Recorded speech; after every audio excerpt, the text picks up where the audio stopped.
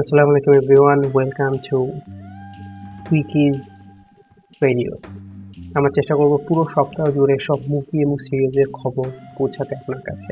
পুরান হোক নতুন হোক সবকিছু যাবে আপনার কাছে। তাহলে মনে রাখতে হবে প্রতি শুক্রবার রাত 12টার সময়। আমরা কিছু সেগমেন্ট আমাদের আছে। তো ফার্স্ট সেগমেন্ট আমাদের যা বাদ পড়েছে আগে। কত মুভি সিরিজ তো বাদ পড়ে যায়, চলেন তো দেখি কি বাদ পড়লো। প্রথম থাঙ্গালাম। এটা চিয়ান বিক্রমের অগস্টের একটা মুভি। এটা সত্য ঘটনা অবলম্বন এবং কর্ণাটকের কোল ফিল্ডের মাইন ওয়ার্কারের সত্য কাহিনী নিয়ে এটা তৈরি। এই মুভিতে আরো আছে মালবিকা মোহনন এবং পার্বতী থিরুবাতু। এরপর চলেন যাই বিস্ফোটে। বিস্ফোট গল্প তেমন মজবুত নয়, আমার কাছে তেমন ভালো লাগেনি, কারণ গল্পটা ক্রাইম থ্রিলার, বাট এই ক্রাইম থ্রিলার ঠিকমতো জমে ওঠেনি। রিতেশ দেশমুখ কমেডি করা মানুষ, সে একটু রাস্তা কাজ করাটা একটু তার জন্য হলো একটু কঠিন হয়ে যায়।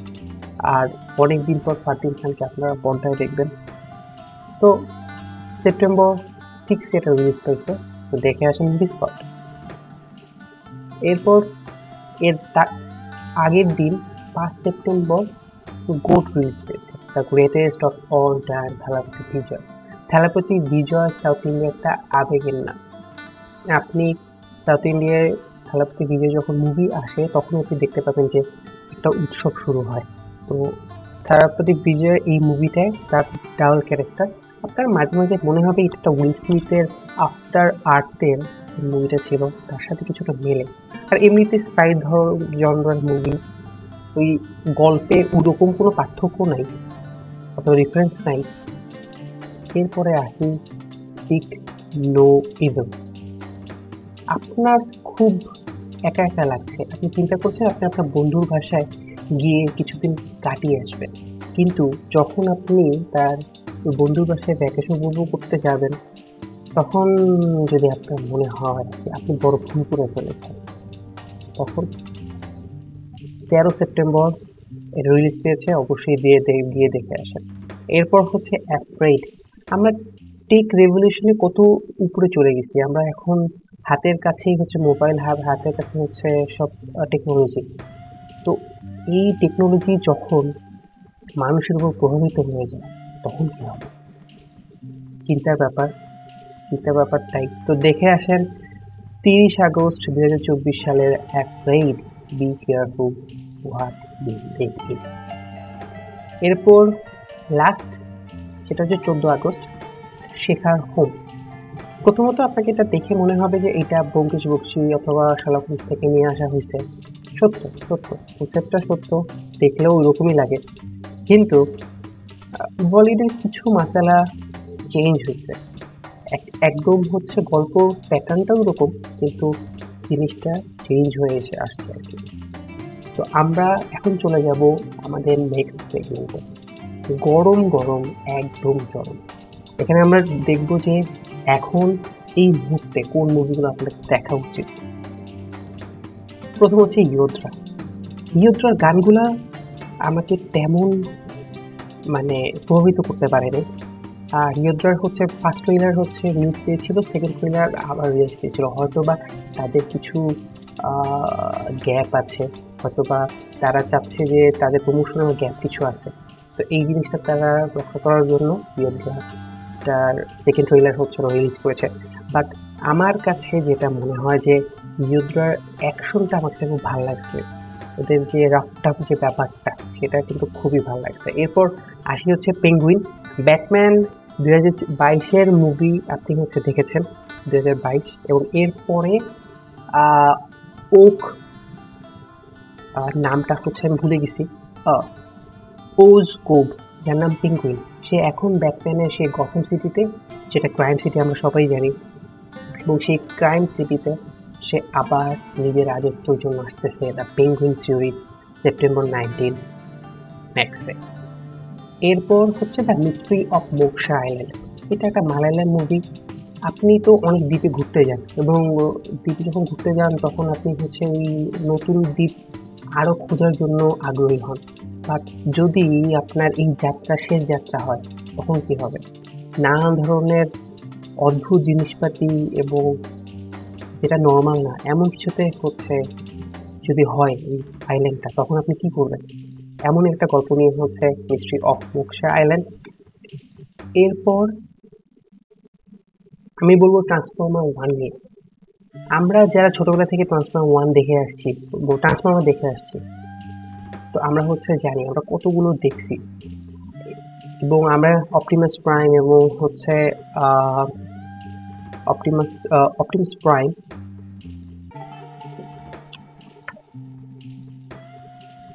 অপটিমাস প্রাইম আর মেগাট্রনের মধ্যে যে কত ঝামেলা, আলাদা আলাদা পুরো একটা ভালো রোবট একটা খারাপ রোবট কত কিছুই তো জানি।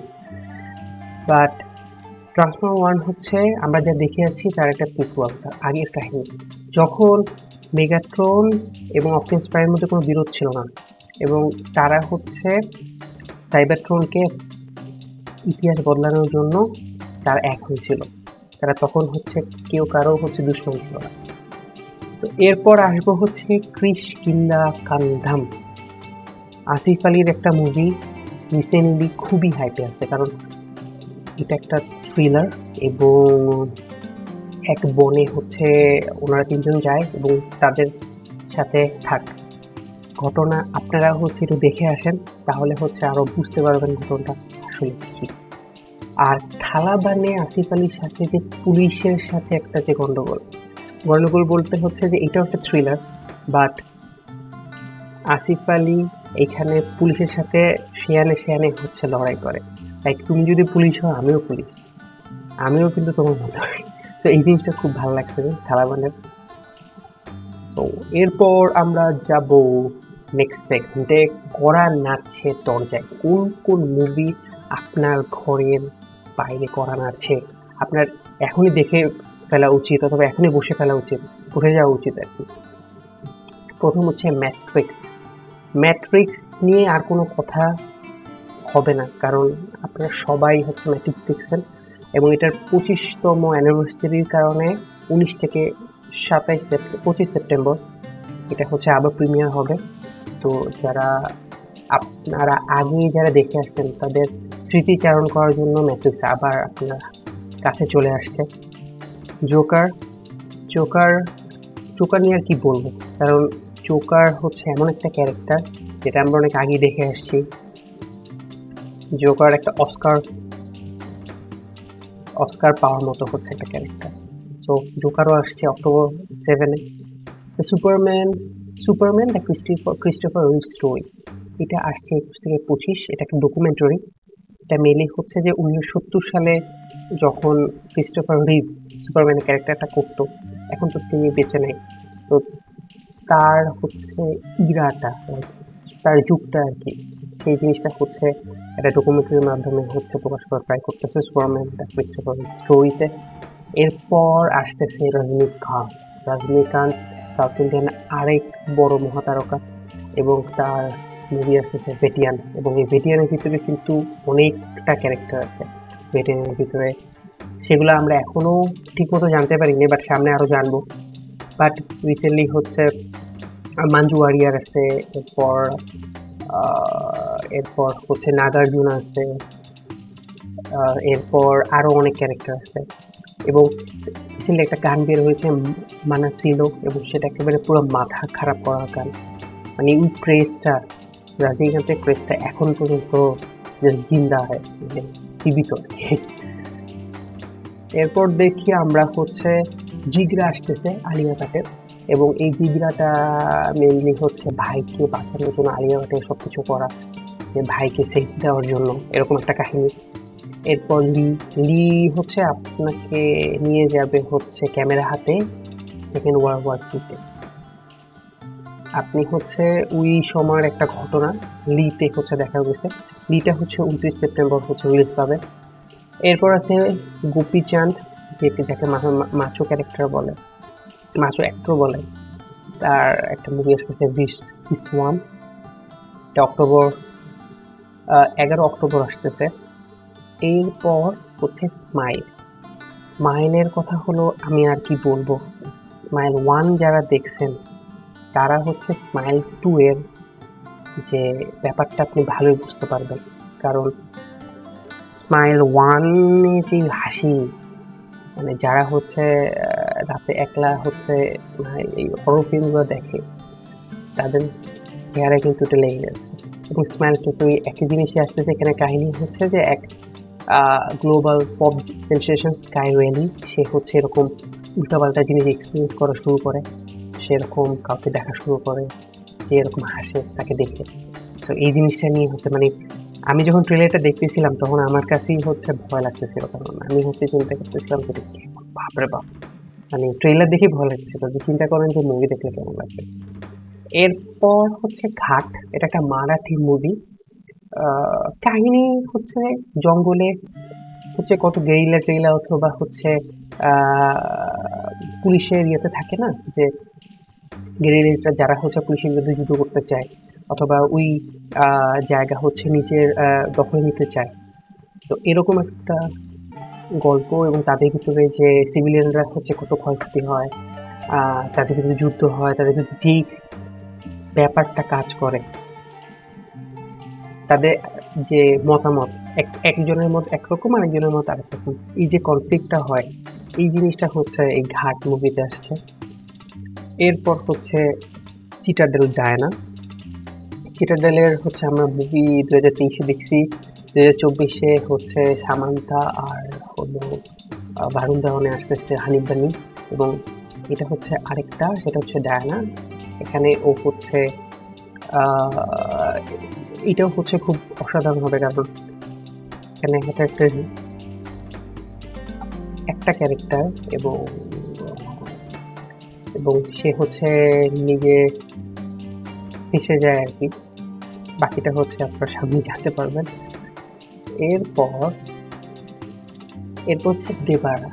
দেবারাকে আপনার হচ্ছে ভাইকিংস মনে হবে, কারণ আমি এটা আগেও বলছি আমার শর্ট যে এটা হচ্ছে ভাইকিংসের কাছাকাছি কাহিনী, বাট এখানে ভাইকিংসের কনসেপ্টটা নিয়ে চেষ্টা করবে যে বলিউড মশলা ঢুকাতে। এবং এখানে হচ্ছে যে ভিলেন আছে সে হচ্ছে সাইফ আলি খান, এবং আমার কাছে পার্সোনালি মনে হয় যে এখানে একদিকে ক্যারেক্টারটাকে বেশি হচ্ছে ফোকাস দেওয়া হচ্ছে। যদি দুই দিকে দেওয়া হতো তাহলে জিনিসটা আরো বেশি জমতো। আমার কাছে পার্সোনালি মনে হয় সাইফ আলি খান এই মুভিটাকে ধরে রাখবে। এছাড়া আপনি হচ্ছে দেওয়ার গান টান তো আগেই শুনছেন, তার বুদ্ধি, এরপর হচ্ছে চুপটা মারলে, এসব গান তো হচ্ছে অসাধারণ চলতেছে ধীরে ধীরে। চুপটা মারলে হচ্ছে হিন্দি ভার্সন। এরপর আসতেছি হচ্ছে মানভাট মার্ডার, এবং মানভাট মার্ডার একটা সত্য ঘটনা নিয়ে এটা 4 অক্টোবর রিলিজ পাবে, এবং এখানে যে আপনি একটা পুলিশ অফিসার দেখছেন সেই হচ্ছে এই জিনিসটা ইনভেস্টিগেশন করে। তো যারা হচ্ছে একটু এসব টাইপের ইনভেস্টিগেশন টাইপের সিরিজ দেখতে পছন্দ করেন, তাই জন্য এটা মাস্ট। লাস্ট ওয়ান হচ্ছে এখানে লাস্ট ওয়ান হচ্ছে যে থিংস উইল বি ডিফারেন্ট। এটা প্রথমত হচ্ছে আমি যখন থিংস উইল বি ডিফারেন্টের ট্রেলারটা দেখছি তখন আমার কাছে প্রথম মনে হচ্ছে অনেক রহস্য, ব্যাপারটা কোনো অনেক মানে তোমার ক্লিয়ার করে নাই, অনেক রহস্য আছে, অনেক হিস্ট্রি আছে। যাই না, এটা হচ্ছে যখন মেইন মুভিতে হচ্ছে তখন আমরা আরো বুঝতে পারবো ঘটনা কি ঘটছে, বা জিনিসগুলো খুবই আনন্যাচারাল এবং খুবই রহস্যজনক। Things will be different. এরপরে আমরা কথা বলবো যে দূরে অনেক, যে আমাদের এখান থেকে কাছাকাছি কিছু মুভি না, এগুলো খুব দূরের মুভি। প্রথম হচ্ছে হিট দ্য থার্ড কেস।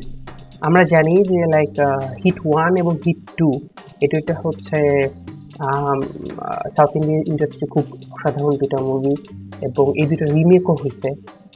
রাজকুমার রাও ছিল, হিট 1-এ ছিল না হিট 2-তে ছিল, আমি ঠিক মনে নেই। হিট 1-এ ছিল, 2-তে ছিল, আবার হচ্ছে আদিবিশেষ ছিল, সে মোস্ট প্রবলি হিট 1-এ ছিল। সো ওইটা ছিল রিমেক, অরিজিনালটা হচ্ছে আমরা ওই সাউথ ইন্ডিয়ান হচ্ছে দেখতে পাই।